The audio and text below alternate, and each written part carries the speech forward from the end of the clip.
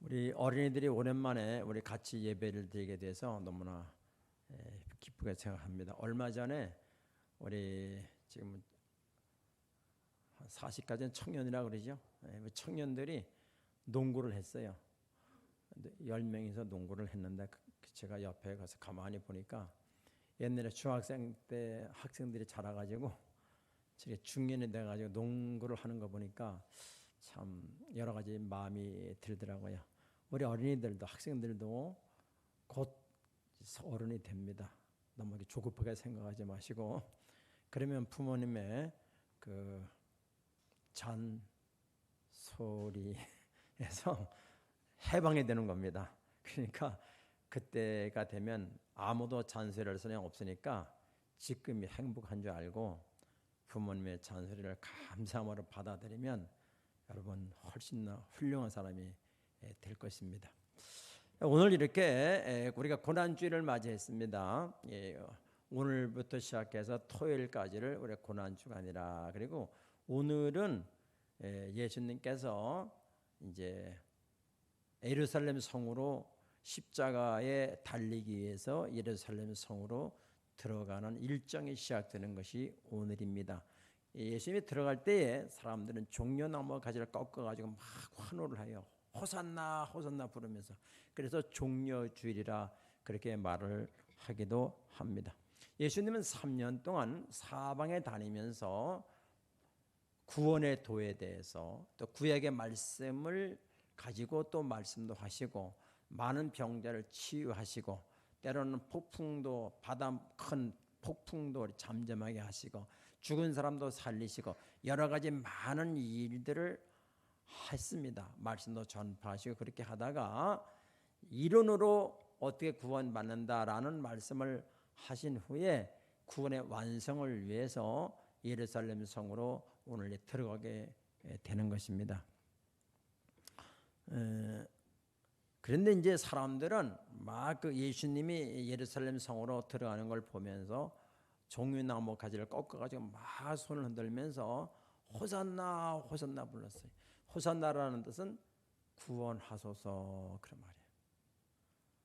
왜 그랬냐면은 우리는 예수님이 우리의 죄를 위해서 구원한다는 걸 알고 있지만 그 당시에 사람들은 예수님이 죄에서 구원한다는 사실을 잘 몰랐어요.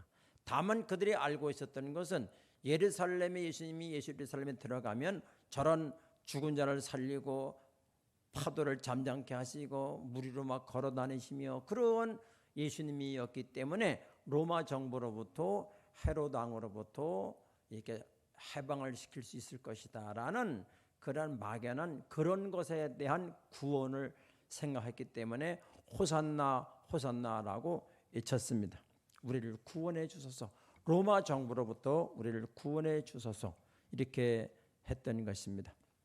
그리고 예수님은 또 예루살렘에 올라가셔서 또 많은 또 복음을 전하신 다음에 목요일 저녁 때 이제 산에 겟세마네 동산에 올라가서 기도를 하시고 금요일 날 오전 9시에 십자가에 달리셔서 오후 3시에 십자가에서 운명을 하시게 됩니다. 그리고 금, 토 이렇게 이틀을 있다가 이제 3일 만에 무덤에서 부활을 하시게 되지요. 부활절, 다음 주일이 부활절인데 부활절은 우리 기독교밖에 없습니다. 이 세상에 많은 종교가 있지만은 부활을 했다, 주님의 부활을 인정하고 부활절을 지키는 종교는 기독교밖에 없습니다. 여러분 다른 종교 그런 거 들어보셨어요? 교주가 온 생일은 기념하고 그가 살던 데를 성지라고 말하긴 하지만 그 교주가 죽었다가 부활했다고 하는 빈 무덤이 있습니까? 빈 무덤 없는 거예요. 이 사실이 여러분 놀라지 않습니까? 그러니까 예수님은 죽었다가 우리의 구원을 완성하신 표로 부활을 하셨다 그 말이에요. 그 우리 기독교의 자랑은 빈 무덤. 물론 성탄절도 중요하지만은 부활절이야말로 다른 종교에 없던 절기이기 때문에 굉장히 중요한 특별한 기독교 종교고, 반대로 만약에 우리 기독교에서 말하는 부활이 거짓이었다면, 다시 말하면 사람이 죽었다가 부활을 하지 못했는데 만약에 예수님이 부활했다고 우리말로 뻥을 치면, 우리 기독교는 세상의 어떤 종교보다도 가장 사기적인 사기꾼의 종교일 것입니다. 그러므로 여러분은 둘 중에 하나입니다. 이 예수님의 부활을 믿는 사람이든지 안 믿는 사람이든지 둘 중에 하나예요. 예수님의 부활을 믿는 사람은 그의 영혼에 영원히 살 것이고 영원히 행복한 삶을 누릴 것이고, 그것이 거짓말이라고 거짓 종교라고 믿는 사람은 영원히 고통을 받게 될 것입니다. 그러므로 예수님의 부활을 믿는가 안 믿는가는 내 영원한 존재에 대해서 영원한 고생이냐 고통이냐 영원한 행복이냐를 구별하는 중요한 것은 예수님이 부활하신 것을 믿느냐 안 믿느냐고 하는 것입니다.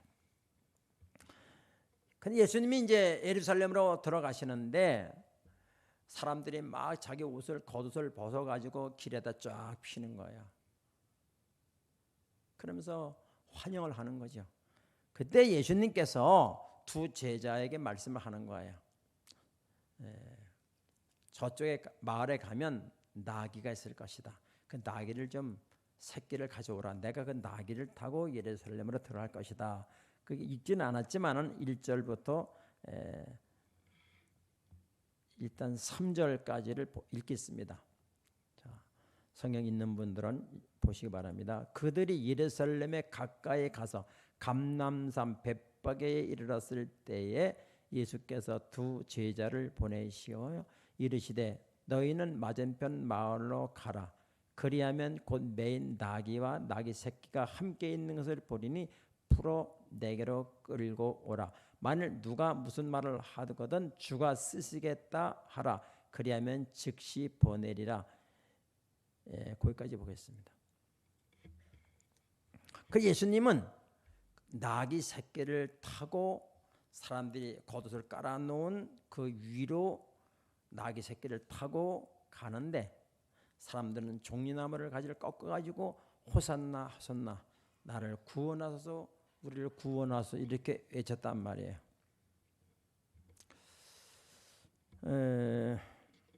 여러분 왜 그렇게 했을까? 그러면 예수님이 왜 그렇게 하셨을까? 왜 나귀 새끼를 어미 튼튼한 놈을 따고 당당하게 가지 왜 나귀 새끼를 타고 왔을까?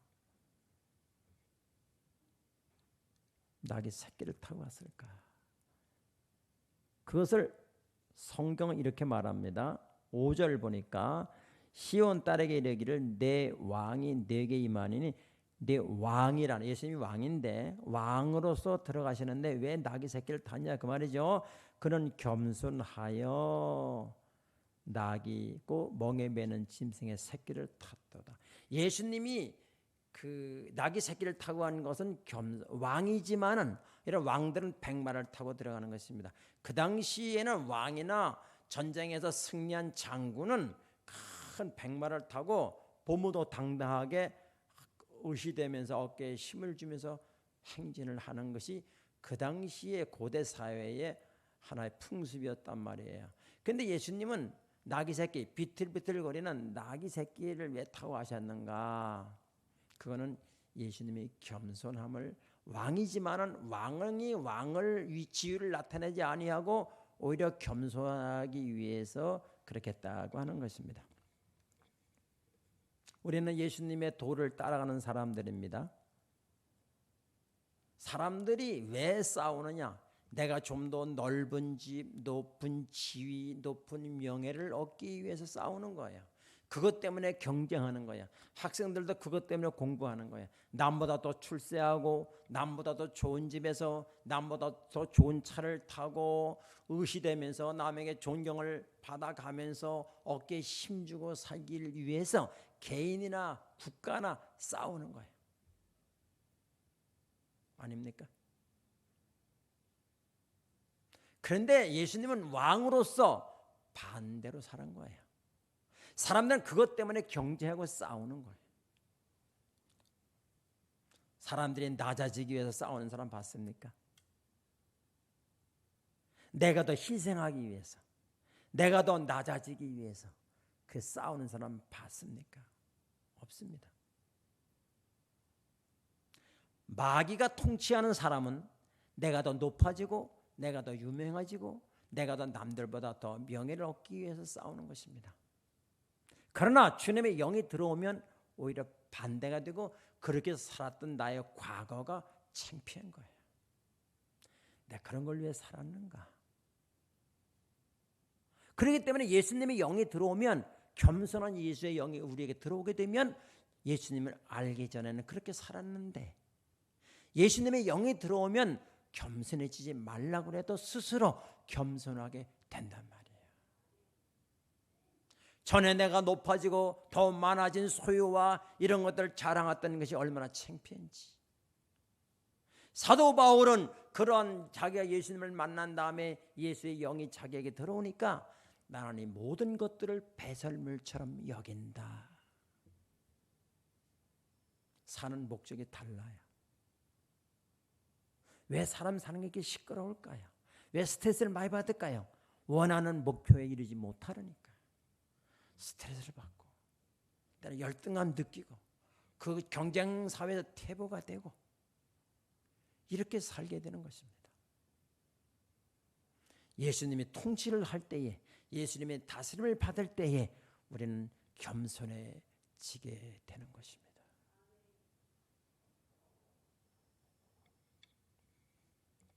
그래서 마가복음 10장 45절에서는 성경 이렇게 말씀하셔요.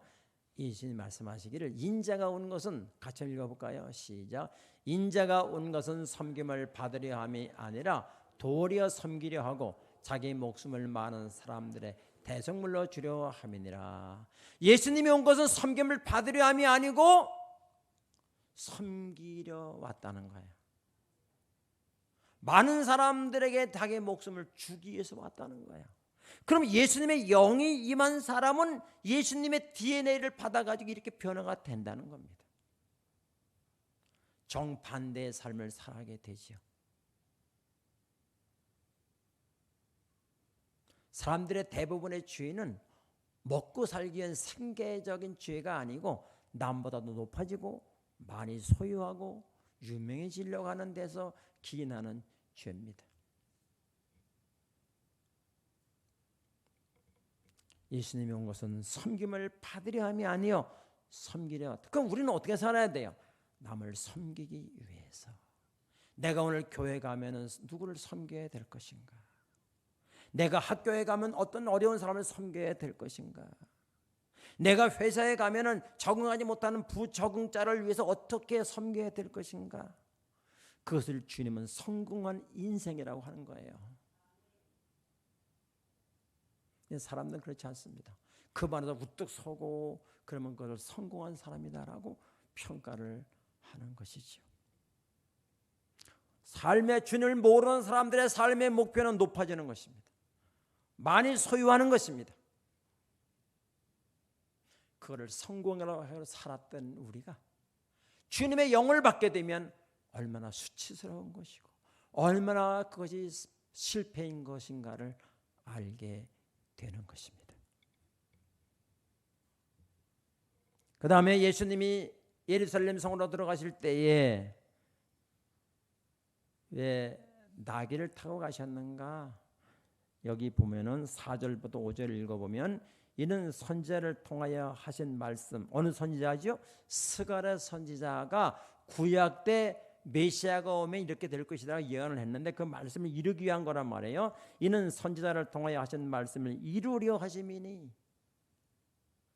시온의 딸에게 이르기를 내 왕이 내게 임하니 그는 겸손하여 나귀의 곧 멍에를 매는 짐승의 새끼를 타도다. 예수님의 말씀, 하나님의 말씀을 이루기 위해서 새끼를 탔다는 거예요. 여러분, 만약에 어떤 남편이 이렇게 말해요. 여보, 나 이제부터 내일부터 주님의 뜻대로만 살 거야. 그러면 아내가 가슴이 털컥 내려앉는 거지. 왜? 큰일 났어. 예수님대로 살면 큰일 나는데 집안 구석에 집안일이 안 되는데. 이러면 좀 이게 좀 넌센스가 아니에요? 우리 예수님의 뜻대로 살게 해달라고 열심히 기도하는데 말상 그렇게 나는 내일부터 하는 뜻대로만 살겠다라고 말을 하면 가슴이 털컥 내려앉는 거예요. 그게 우리란 말이에요. 우리는 어떻게 사는 게 편한가 하면 내 마음대로 사는 게 편해요. 내 마음대로. 집사람이 싱가포르를 갔는데 없으니까 좋은 거 하나 했어요. 잔소리를 안 해 좋아. 얘기하지 마세요. 우리끼리만. 잔소리를 안 해. 잔소리에서 해방이 된 거예요. 그러나 그것도 사랑으로 받아들이는 것이요. 여러분, 우리는 내 마음대로 사는 게 편해요. 근데 예수님이 뭐 하라 하지 말라, 이거 하라 하지 말라 그러니까 그게 힘든 거예요. 우리가 예수님의 뜻대로 살려고 하는 방법은 어떻게 하면 신앙이 잘한다고, 어떻게 하면 주님이 기뻐하는 삶이라는 걸 알아요. 어떻게 하는지 아세요? 아침에 새벽 4시에 일어나서 목욕 재개하고 성경 30분 보고 30분간 기도하고 아침 운동 간단히 하고 밥 먹고 출근할 때 아내에게 사랑한다고 일찍 들어오겠다고 하고 가서 또 하루 종일 일하면서 회사에서 주님 늘 생각하고 또 기도 중간중간 기도하고 또 찬양도 하고 이게 하다가 끝나면 집에 일찍 들어오고 누가 회식까지 하려다 술 먹으러 안 가고 딱 들어가 여보 일찍 왔어요. 와가지고 오늘 힘 안 들었냐고 자 얘기하면서 또 저녁 때 또 찬송하고 기도하고 일찍 자고 그러면 다 알잖아요. 근데 안 되는 거예요. 안 돼. 내 마음대로 살고 싶어야 되는 거예요. 그래 편해요. 우리가 주님의 말씀을 지킨다고 하는 것이 얼마나 힘들은지 몰라요. 힘들어요. 희생이 따라야 됩니다. 내 손해를 감수해야 되는 거예요. 내 신앙 그대로 있으면서 내 생활은 그대로 있으면서 주님의 뜻대로 산다는 거 어불성설해. 안 돼요. 안 돼요. 마치 이런 거죠. 외국 사람이 한국으로 왔어요. 한국에 살려고 왔는데 와서 보니까 한국 문화하고 자기 문화가 달라. 언어도 다르고 문화도 다르고 풍습도 다르고 그럼 어떻게 해야 돼요? 자기 나라 거를 빨리 잊어버리고 한국의 나라의 풍습을 빨리 이렇게 습득을 해야 한국 백성이 되는 거가 빠르잖아요. 근데 자기 나라 걸 그대로 가지고 있으면서 하면 안 돼요. 봄에 식물을 곡식을 채소를 심어야 여름에 채소를 먹고 가을에 곡식을 얻을 거 아니겠어요? 근데 이걸 희생을 안 하려고 그래. 그래 가을에 바라는 거 열매를 바르려고 그래 아니잖아요. 우리가 그렇게 한단 말이에요. 내가 희생을 안 하고 영광을 얻기를 원하는 거지요. 그게 말이 됩니까? 이게 무슨 심보예요 이게? 제가 옛날에는 자주 쓰던 얘기인데 오늘 한번 더 해볼게요. 저는 중학교 2학년 때 탁구를 배웠어요. 똑딱볼 이러고. 그러는데 이제 어른이 돼가지고 우리 교회 1층에서 탁구대를 놓고 치는데 내가 우리 교회에서 제일 잘 쳤어요. 그 실력 가지고. 근데 어느 날 이상영 장로가 군대 갔다 나타났는데 실력이 많이 늘었어. 그래가지고 오른손하고는 게임이 안 되니까 그 다음에 왼손으로 해도 그 게임이 안 되니까 나를 안 하려고 그래. 왜? 나는 내 그 2학년 때 굳어진 습관을 못 고치는 거예요.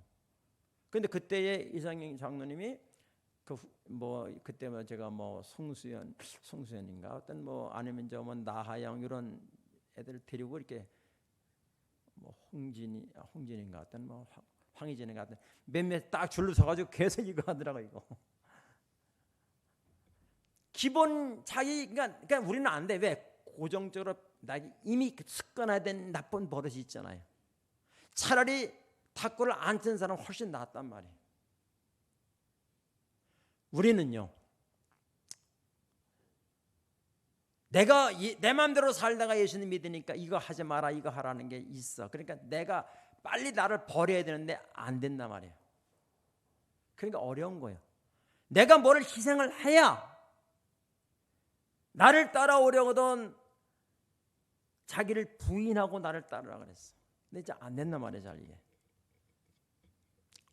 뭐가 안 되느냐, 이 땅에서 성공자로 살으려고 하는 마음이 버리기 어려워요. 그 마음을 우리가 늘 고정적으로 가지고 있던 예수님 만나기 전에 성공이라고 했던 것, 다시 말하면 높아지고 많이 소유하고 유명해지고 더 잘 살고 하는 그것을 성공이라고 했던 생각을 버리기가 어려워요. 그거를 버리지 못하면 주님 안에서 부자가 되기는 어려워요. 그걸 버리기 어렵다는 거예요. 우리는 나를 복을 달라고 기도하기 이전에 내 거를 버리는 훈련을 해야 돼요.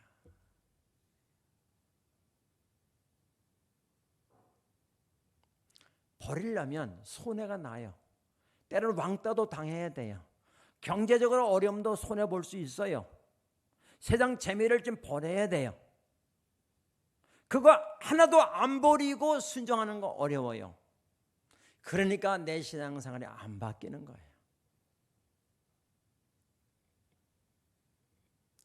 예수님이 예루살렘 성으로 들어가실 때에 겸손한 예수, 왕이었지만은 가장 겸손한 모습을 보이기 위해서, 그리고 구약의 말씀을 이루는 삶을 살기 위해서 주님은 그렇게 예루살렘 성으로 들어가셨다.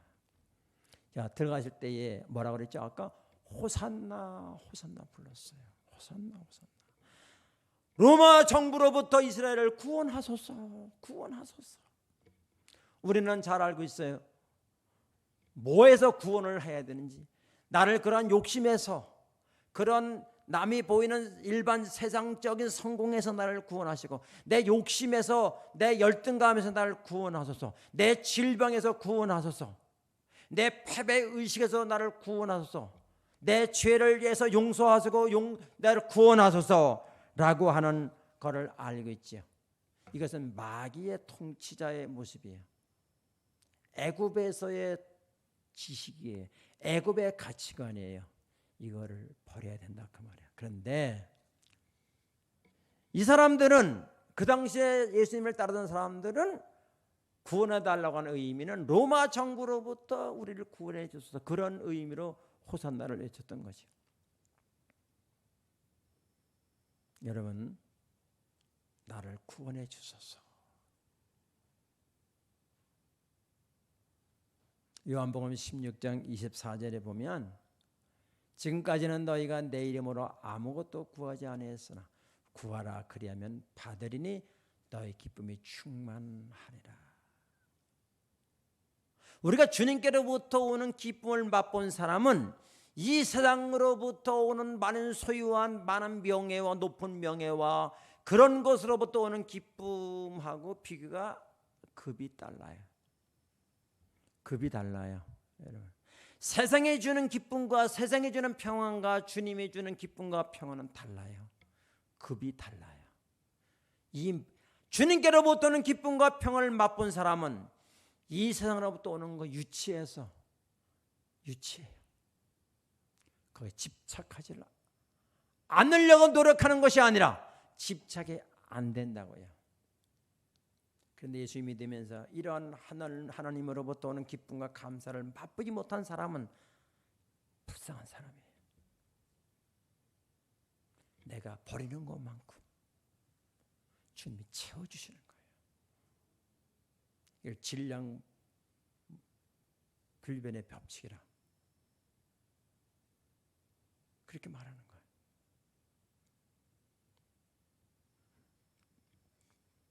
세 번째로 생각할 것은, 주님이 예루살렘에 왜 들어가셨는가? 죽으러 들어가셨다. 여러분은 왜 교회 나와요? 죽기 위해서 나오셔야 돼요. 살려고 교회 나오면 안 됩니다. 죽기 위해서, 죽으러 나오셔야 된다. 자, 히브리서 9장 28절을 한번 보내주세요. 이와 같이 그리스도도 많은 사람의 죄를 어떻게 하려고? 담당하시려고 단번에 죽은 바 됐다는 거죠. 구원에 이르게 하기 위하여 죄와 상관없이 자기를 바르는 자들에게 두 번째 나타나시리라. 여기 보면 앞에 부분 다시 띄워주시고요. 사람이 죄를 담당하시려고. 내가 들고 갈 물건을 누가 대신 들고 가 주는 거잖아요. 내가 요즘같이 어려운 때에 내가 부도가 났어. 그럼 누가 부도난 금액을 대신 해주고 회사를 살려주는 거를 담당한다. 그렇게 말하는 거지 않습니까? 제가 시골에서 강원도에 이제 감자가 많아, 옥수수가 많아.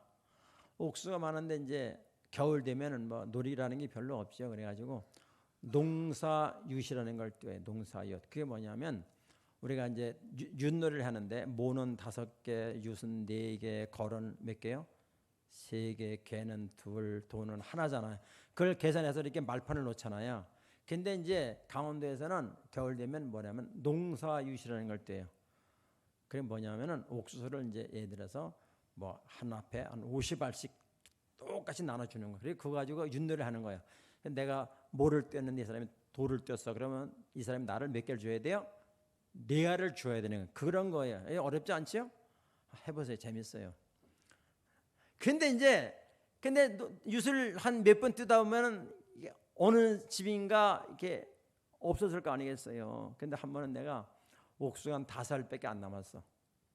근데 상대방이 나를 줘야 되는데 2개 줘야 될 거를 한 20알 주는 것 같아. 이렇게.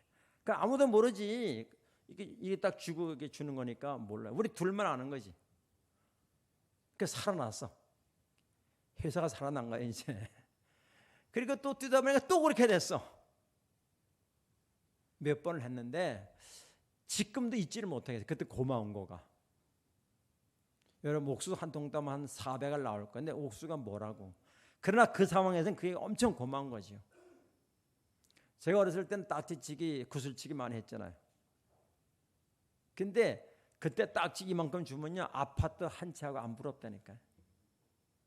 누가 구슬치기 했는데 구슬을 10개 줘봐요. 다 떨어져 왔는데 그러면은 우리가 아파트하고 안 바꿨어요. 그때 당시 그래. 우리 어렸을 때는 아파트 아무 관심 아파트 없으니까 아예. 그 여러분 그 고마운 거죠. 고마워. 지금 보면 얼마나 유치한 거예요. 아파트 한 채만 딱지 몇 개를 사는데. 근데 저는 옥수수 몇 알 준 거가 지금까지 고마워. 왜? 그 사람이 나를 생각했다는 거예요. 나를 사랑했다는 거예요. 그 사람이 여자였어요. 지금도 잊지를 못하겠어요. 어떤 마음으로 나를 줬을까? 초등학교 5학년 때인데 그 사람이 우리 셋을 살았거든요. 이제 셋집을 살았으니까 우리 집에서 셋집을 살았으니까 겨울에 뭐야죠? 우리 형제들하고 같이 이제 그 형제들하고 이제 한 7명이 그걸 했어요. 그게 뭐라고? 지금까지 잊을 수가 없어. 나를 도와줬다는 것이. 여러분, 주님이 나를 위해서 내가 죽어야 될 대신 주님이 죽으셨다는 것을 느끼는 정도는 다 달라요. 아무도 몰라. 주님과 나와의 관계는 아무도 몰라. 주님이 나를 위해서 옥수수를 몇 알 준 거가 아니라 목숨까지 나를 내주셨다면 어떻게 이 감사를 말로 표현할 수가 있겠습니까? 표현이 안 되는 거예요, 여러분. 주님과의 나와의 관계예요.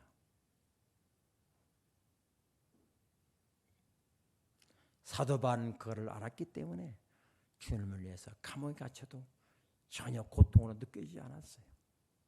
사도 바울은 매를 맞아도 전혀 아프지 않았어요. 왜? 주님이 나를 위해서 죄를 대신 담당하신 것을 생각하면 아무것도 아니에요. 사도 바울에게는 못 고치는 질병이 있댔어요. 안질이라고 하기도 하고 간질이라고 하기도 하는데 사도 바울이 그 병 낫기를 위해서 3번을 기도했다고 그랬어요. 근데 어느 날 하나님이 이렇게 말씀하시는 것이요. 내 은혜가 내게 족하도다. 그건 그때부터는 사도 바울이 너무나 하나님께 은혜를 받았기 때문에 교만할까 봐 교만하지 않도록 잠금장치, 제어장치로 아프게 했다는 거야. 그거를 아는 후로는 그건 질병이 아니에요. 사도 바울에게 아픔은 질병이 아니에요. 기도거리가 아니에요. 그 다음부터는 기도 끝났어요. 치료받은 거지요. 여러분, 그런 것이 여러분에 있잖아요. 내 뜻대로 돼야 기도응답이 아니에요. 어느 날인가 내가 주님께 늘 기도하던 게 있었는데 이상하게 그것이 이제 싫어져. 그전엔 죄가 그렇게 좋았는데 싫어져. 기도응답이죠.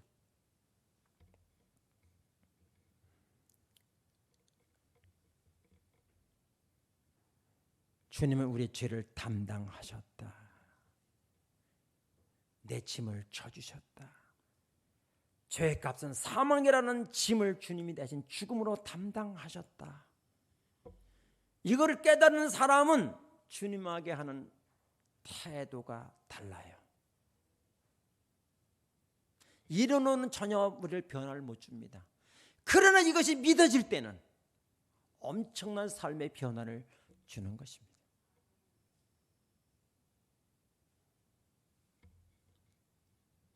우리가 교회 나올 때는 내가 죽으러 나와야 돼요. 내가 죽으러 나와야 돼요. 나는 죽고 내 안에 주님이 사셔야 돼요. 내가 죽는 것만큼 주님이 역사하실 거예요. 이걸 거듭납니다. 누가 만약에 나에게 미워해, 나를 힘들게 해, 그러면 인간은 이래 나도 그 사람 미워 까탈스럽고 대하기 어렵지요. 처음엔 저거 미워지잖아요.